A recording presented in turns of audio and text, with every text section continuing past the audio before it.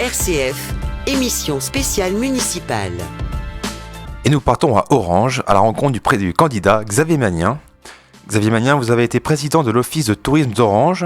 Vous êtes actuellement directeur de cabinet de la mairie du Pontet. Et vous avez été auparavant le directeur de cabinet de la mairie d'Orange, derrière Jacques Bompard, pendant plus de 16 ans. Vous êtes maintenant à la tête de liste de Orange Avenir, soutenu par le Rassemblement national. Bonjour Xavier Magnien. Bonjour monsieur. Plus de 16 ans aux côtés de Jacques Bompard, qu'est-ce qui s'est passé? Pourquoi être aujourd'hui dans l'opposition? Tout simplement parce que je me suis aperçu qu'au bout de 3 mandats, Jacques Bompard et son équipe de conseillers n'avaient plus le désir de faire bouger les choses et de continuer le travail qui avait été fait pendant ces 2 premiers mandats, qui ont été, je le reconnais, 2 mandats, 2 et demi avec le 3e, 2 mandats et demi, 3, allez, on va dire, où la ville a changé. Je crois qu'il faut jamais s'arrêter d'innover, d'entreprendre, de se remettre en question. Et on s'est aperçu que ce mandat-là, celui qui se termine, en fait, est un mandat pour rien.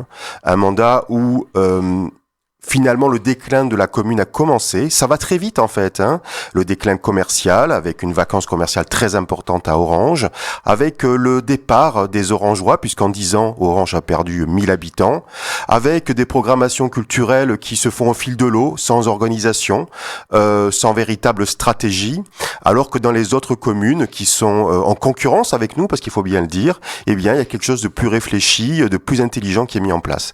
Et moi, ce que je propose maintenant avec mon équipe, c'est de prendre le relais. D'ailleurs, ma liste s'appelle Orange Avenir, prenons le relais, parce que nous voulons prendre le témoin à cette équipe qui est maintenant arrivée à la fin d'un cycle, et nous souhaitons continuer et puis parachever et améliorer le travail en faisant qu'Orange soit dans le 21e siècle. Est-ce que si on regarde le bilan de Jacques Bompard, il y a quand même un point positif, c'est la baisse de la dette à Orange. Donc là aussi, est-ce que vous voulez continuer sur le même registre, ou est-ce que vous allez plutôt plus investir? Mais je crois que l'argent public, l'argent des Orangeois, les impôts, l'argent qui a été mis de côté, je dirais, par l'équipe précédente, a vocation à être réinvesti. Réinvesti dans l'économie, réinvesti auprès des familles. Il manque des places en crèche, il manque des places dans les centres de loisirs, il y a encore un certain nombre de choses à faire au niveau culturel, et cet argent doit être réinvesti. Pourquoi ? Parce que c'est le moteur de l'économie locale, et que cet argent n'a pas vocation à être capitalisé. Je vous le disais encore. D'ailleurs, il n'existe pas en comptabilité publique de rendement, de rémunération de l'argent public qui est capitalisé. Alors, je ne vais pas dilapider l'argent, si c'est ça un peu l'arrière-pensée de cette question. L'idée, c'est que justement cet argent, comme l'ensemble des biens immobiliers qui ont été acquis par par la municipalité actuelle, par l'équipe actuelle, 100 000 mètres carrés de locaux n'ont pas vocation à être gardés non plus. Ils ont vocation à être valorisés, revendus à des investisseurs privés, parce que on ne sortira Orange de son déclin économique que en investissant. Vous avez commencé un peu à en parler. Dans votre campagne, vous insistez sur la désertification du centre-ville. Oui. Que voulez-vous faire pour le revitaliser ? Alors, la désertification du centre-ville est à la fois commerciale et elle est à la fois au niveau du logement, que je me le disais.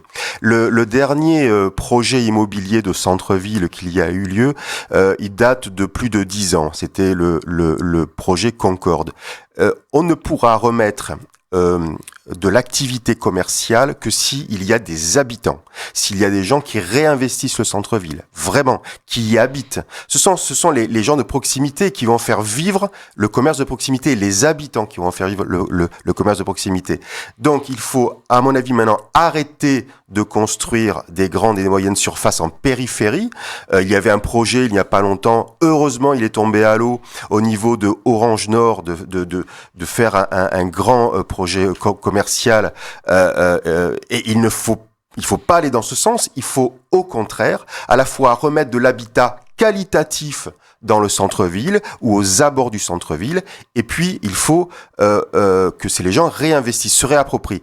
il y a d'autres pistes, comme la création de halles en centre-ville, qui sont des halles, donc avec des produits de bouche, des produits frais, avec issus de la filière courte. C'est très demandé. C'est souhaité d'ailleurs par l'ensemble des Orangeois que j'ai pu rencontrer. Et puis, une troisième piste, réaménager une grande partie du boulevard d'Aladier qui se situe au niveau de la Poste. Il y a à peu près une centaine de mètres de bâtiments vétustes à enlever et créer une promenade. Je crois qu'il faut ne jamais s'endormir, se reposer sur ses lauriers. Orange doit être une ville en mouvement, en perpétuels travaux de rénovation, de réhabilitation, d'embellissement. Ça fait longtemps que ça s'est arrêté. C'est pour ça que les touristes viennent moins. C'est pas moi qui le dis, c'est les chiffres de Culture Espace. Parce qu'il faut tout le temps se remettre en question et tout le temps penser à de nouvelles actions. La ville doit foisonner. Je reste dans le centre-ville. Vous voulez le rendre piéton. Oui. Pourquoi ? Parce qu'en fait, l'humain doit se réapproprier l'urbain. La ville, la voiture n'a pas sa place dans un centre historique comme Orange. Je veux dire par là que on doit se garer à proximité, on doit avoir des parkings gratuits, mais on doit pouvoir accéder au cœur de la cité, le cœur de la cité, en toute quiétude, en toute sécurité. Si on veut que les personnes âgées, les personnes à mobilité réduite, les familles avec les poussettes, avec les landaux, puissent revenir en centre-ville, consommer des glaces, consommer des habits, enfin, en tout cas, faire vivre le commerce et être bien sur les places, il faut plus de voitures. Il faut des livraisons, il faut de temps en temps du passage de voitures parce que c'est nécessaire, mais ça ne doit plus être la règle. Et les villes que j'ai pu visiter, qui ont fait ce choix-là, vraiment, à 99%, ont vu le commerce repartir et les gens revenir en ville. Je prends l'exemple de Pau, que j'ai visité il y a pas longtemps, qui est une ville un peu semblable que Orange, justement, avec un fort patrimoine culturel et historique, et le centre-ville est piéton, avec des parkings de proximité. Ben, je peux vous dire que ça marche. Je reste un peu, on parlait de voitures, etc. Je reste dans l'environnement. Quelles sont vos mesures phares par rapport à l'écologie ? Alors, un certain nombre de choses a déjà été fait. Moi, je poursuivrai tout ce qui est justement éclairage LED, véhicules publics électriques, véhicules de la mairie aussi électriques. Je souhaite surtout réhabiliter enfin dignement la colline. La colline Sainte-Trope est un lieu plutôt fréquenté, mais qui mérite d'être davantage fréquenté. Dès que je suis élu, je veux enlever les bâtiments de l'ancienne piscine, c'est devenu des squats. On enlève tout ça et moi je compte créer un jardin avec des plantes rares, avec des plantes de la Provence aussi. Enfin, refaire un parcours botanique à cet endroit-là. Et puis je compte vraiment que ça devienne le lieu de convivialité de la commune d'Orange.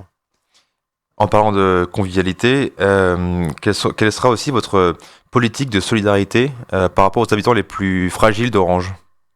Alors, les territoires les plus fragiles, vous faites référence aux territoires ? Pas forcément, même les habitants, les personnes âgées, les jeunes, les chômeurs, les sans-abri. Quelle sera votre politique de solidarité par rapport à eux ? Écoutez, je crois qu'il existe un centre d'action sociale plutôt dynamique, avec un ensemble de compétences qui sont déjà très efficaces. Il me semble que ces personnes-là en difficulté sont pris en charge. Par contre, ce que je compte faire en plus concernant justement le handicap, et ça concerne aussi les enfants et les familles qui m'ont fait cette demande, c'est que la ville soit un lien entre ces familles et les structures d'État ou départementales, parce que bien souvent, il semble qu'il y ait des difficultés de communication entre ces familles et ces structures-là. Et je crois que la ville se doit d'être un intermédiaire efficace. Je vais changer complètement de sujet. Je vous en prie. Je parle de sécurité. Oui. Vous avez pointé un manque de moyens de la police municipale. Que comptez-vous faire par rapport à ça ? Ce que je compte faire, c'est passer déjà la police municipale en H24, ce qu'elle n'est pas. Je compte délocaliser et reconstruire un poste de police municipal parce que là, les conditions ne sont pas très dignes pour les policiers municipaux. Je crois qu'ils se partagent un petit bac de douche. Et puis, je pense que ce poste de police doit être un peu modernisé. Enfin, j'en suis même persuadé. En plus, je ne suis pas certain, surtout qu'à cet endroit-là, moi, j'aimerais y faire les halles. Je ne suis pas certain qu'on le mette là ou qu'on le mette ailleurs, ce soit très préjudiciable pour la police municipale qui a vocation à être sur le terrain et à faire des patrouilles. Donc je crois qu'il faut des locaux avec le centre de supervision urbain qui soient beaucoup plus modernes, beaucoup plus efficaces. De toute façon, pour les agents, puisque très peu de public y va, je crois qu'il y a les objets perdus qui y sont toujours, mais cependant, c'est pas un lieu vraiment ouvert au public. Donc il faut, à la limite, le délocaliser à un endroit que je déciderai avec mon équipe un peu plus tard en fonction du terrain et en fonction des terrains que j'aurai à ma disposition. Mais là, je compte y faire justement les halles dont je vous ai parlé tout à l'heure parce que c'est un endroit stratégique pour redynamiser le commerce. RCF, émission spéciale, élection municipale. Et nous sommes aujourd'hui à Orange avec le candidat RN Xavier Magnien. Je reste sur la sécurité. Vous avez critiqué la violence des clips de rap. Qu'est-ce qu'un maire peut faire contre ça ? En tout cas, il peut monter au créneau pour dire que ça lui plaît pas, parce qu'effectivement, s'il peut pas interdire le tournage, il peut au moins se demander pourquoi les forces de police municipales étaient dans le coin et laissaient faire. Parce que il me semble que, surtout vu la violence du clip, avec le chanteur qui brandissait une arme, je pense que on peut pas à la fois avoir un discours et puis des actes qui ne sont pas en rapport avec ce discours. Donc moi, en tout cas, je ne sais pas si j'aurais pu l'empêcher juridiquement. Ce que je sais, en tout cas, c'est que je n'aurais pas permis à mes policiers municipaux de laisser faire ça. Et puis surtout, je m'en serais étonné publiquement que cela puisse faire dans ce quartier-là. Toujours sur le radicalisme, on va parler du radicalisme islamique. Vous voulez lutter contre ça, et surtout dans les écoles. Concrètement, qu'est-ce que vous voulez faire ? Ce que je crois, c'est que même si évidemment je n'ai pas la possibilité d'avoir une action sur les enseignants, je pense que la ville qui est propriétaire des locaux doit pouvoir peut-être mettre des messages à l'attention des familles ou des personnes qui seraient tentées par ce radicalisme, même si c'est pas vraiment son rôle. À partir du moment où c'est un problème qui gangrène un peu notre société, tout le monde il doit y prendre sa part. Donc je pense que les pouvoirs publics, même locaux, ont le devoir de dénoncer le radicalisme, quel qu'il soit d'ailleurs. Orange a un patrimoine très riche. Qu'est-ce que vous comptez faire pour le mettre en valeur ? Et comme ici on est sur RCF, Radio Chrétienne Francophone, comment voulez-vous mettre en valeur le patrimoine religieux qui est aussi assez riche à Orange ? Il y a à la fois le patrimoine religieux immobilier et puis après il y a aussi le patrimoine religieux des objets, puisque le conservatoire, le musée et les archives, ont un certain nombre aussi d'objets religieux qui ne sont pas mis en valeur. Comme j'ai en projet de construire un musée sur un second musée, ou plutôt enlever le musée là où il est, en faire un autre d'une façon ailleurs. Je pensais le mettre du côté de l'ancien hôtel Dieu, mais en tout cas créer une salle dédiée aux objets religieux sur la commune. Ça me paraît important, ça me paraît même crucial, d'autant que, d'après ce que je me suis laissé dire, il y a un certain nombre d'objets qui ont une réelle valeur. Et je pense notamment aux pots à pharmacie qui étaient à l'ancien hôpital, qui ont été restaurés. Il y en a une 50aine, je crois, et qui appartenaient d'ailleurs aux religieuses qui tenaient l'hôpital à l'époque. Un autre lieu qu'il va falloir à bout de bras prendre, c'est le cloître de Saint-Florent. C'est un lieu magnifique, qui est laissé à l'abandon. Je sais qu'il y a les logements des prêtres à la retraite, en tout cas c'était le cas il y a encore quelques années. Ce lieu appartient à la ville. Je crois qu'on y gagnerait d'un point de vue culturel et touristique et humain aussi, de vraiment remettre en valeur cet endroit qui est magnifique. Justement, sur la culture, on parle beaucoup des chorégies d'Orange. Est-ce que vous voulez rester concentré là-dessus comme fierté d'Orange, ou est-ce que vous voulez encore agrandir le nombre de spectacles ou d'événements ? C'est un sujet tellement intéressant, justement. C'est-à-dire que il faut absolument garder les chorégies. Je peux vous le dire. Si demain la ville les perdait, c'est une catastrophe. Ça intéresse un public d'amateurs éclairés, mais pas seulement. Ce sont des spectacles très populaires. Ils doivent être réalisés en parallèle d'autres spectacles qui n'ont absolument rien à voir, peuvent être du rock ou de la variété. Ça a toujours été le cas d'ailleurs. Mais on ne doit pas perdre les chorégies. Orange est aussi connu par son théâtre antique que par ses chorégies. Et beaucoup de villes en France, je peux vous le dire pour en avoir discuté avec des élus locaux d'ailleurs, rêveraient d'avoir un festival de cette notoriété. Donc, il faut non seulement le garder, s'il faut le revoir son organisation, il faut le revoir, mais je crois qu'il ne faut absolument pas le perdre. Je peux vous le dire, ce serait une catastrophe de le perdre, parce qu'on ne remonte pas un festival lyrique ou même un festival de jazz de renommée internationale, on ne le monte pas en 5 ans, en 6 ans. Ça dure des décennies. Et je crois que nous avons un joyau, une pépite, comme on a le théâtre antique. Si demain il devait tomber, un avion se cracher dessus, ce serait un drame. Eh bien, si les chorégies devaient disparaître, ce serait aussi dramatique pour l'économie d'Orange, pour le rayonnement d'Orange. Jacques Bompard est encore favori pour l'instant à Orange. Je suis pas sûr. Ça fait quand même trois fois de suite qu'il est élu dès le premier tour. Ça fait que ça va être quand même compliqué à changer. Je ne crois pas. Vous pensez que vous avez aujourd'hui que c'est le mandat de trop ? C'est ce que me disent les Orangeois. Et je dis pas ça parce que j'essaye de. C'est pas la méthode Coué. Je fais avec mon équipe du terrain tous les jours. On fait du porte-à-porte. Mais vraiment du porte-à-porte, c'est pas juste le marché le jeudi matin, vite fait en course. C'est du porte-à-porte. Moi, je n'ai jamais ressenti ça, alors que ça fait évidemment longtemps que je suis sur Orange et que je fais les campagnes électorales, mais pas seulement sur Orange d'ailleurs, sur toute la circo et même départementale. Je n'ai jamais ressenti cette envie de renouveau, de changement. Voilà, des Orangeois. Je pense que il ne dénigre pas ce qu'a fait Jacques Bompard, mais moi non plus d'ailleurs. C'est-à-dire que son bilan, je le connais, j'y étais pendant 3 mandats. Donc je vais pas le dire que c'était pas bien, c'est pas du tout mon discours.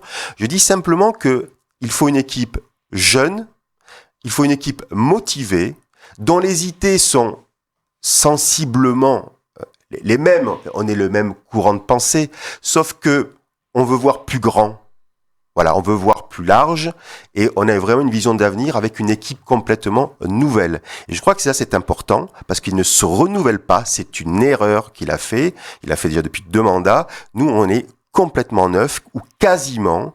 Il y a à la fois de l'expérience et à la fois de la nouveauté. J'ai 20% de jeunes sur ma liste, ce qui est énorme. Je compte donner une délégation d'adjoints à un jeune de 21 ans, particulièrement brillant et particulièrement avec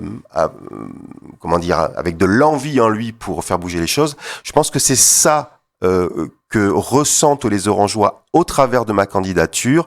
Et je peux vous dire que mon programme, d'ailleurs, je suis le seul à avoir sorti à ce jour un programme avec 130 engagements. Les Orangeois reconnaissent le travail qui a été fait et je peux vous dire que je pense qu'il va y avoir des surprises le 15 mars. On verra ça du coup le 15 mars. Il nous reste plus beaucoup de temps, donc j'aimerais sortir un peu du programme et découvrir un peu l'homme qui est derrière ce programme. Est-ce qu'il y a un personnage actuel ou historique qui vous inspire ? J'ai un personnage qui m'a longtemps passionné. C'est Napoléon Bonaparte. Alors, ne pensez pas que je me pense à la hauteur de Bonaparte ou que je pense qu'il faille un Bonaparte. Non, ce que j'ai vu chez cette personne qui à la fois aussi a un côté sombre aussi parce que c'est quelqu'un qui a quand même amené à la mort des milliers voire peut-être des millions de jeunes hommes et de jeunes femmes parce que à l'époque la guerre ça a touché évidemment tout le monde, cette volonté qu'il avait, cette vision qu'il avait, ce travail qu'il a effectué, le fait qu'il arrive à mobiliser comme ça des foules, j'ai trouvé ça, je trouve que le personnage est incroyablement passionnant, effectivement. Mais ce n'est pas le seul. Mais là à brûle pour point, si vous me posez la question, je pense à lui. Voilà. Très bien. Je reste un peu dans le même sujet. S'il y a un livre qui vous inspire, soit maintenant que vous êtes en train de lire ou qui dans votre vie vous a touché alors il y en a beaucoup, mais là tout de suite là aussi c'est Au revoir là-haut de Pierre Lemaitre. J'ai lu la suite et puis là je sais que le 3e volet vient de sortir, je l'ai d'ailleurs acheté, mais Au revoir là-haut m'a bouleversé effectivement. Voilà, c'est la réponse que je peux vous faire là par rapport à cette question sur la lecture, mais je dirais que les livres aussi sur Napoléon m'ont aussi particulièrement passionné. Voilà. Merci beaucoup Xavier Magnien d'être venu sur RCF. Merci. Donc vous pourrez retrouver cette émission sur YouTube et sur Facebook. Je vous rappelle que on était avec Xavier Magnien, candidat du Rassemblement National. Et je vous retrouve juste après la musique. On va retrouver Melchior Gormand pour Ça fait du bien. Bon après-midi à tous, à l'écoute de RCF.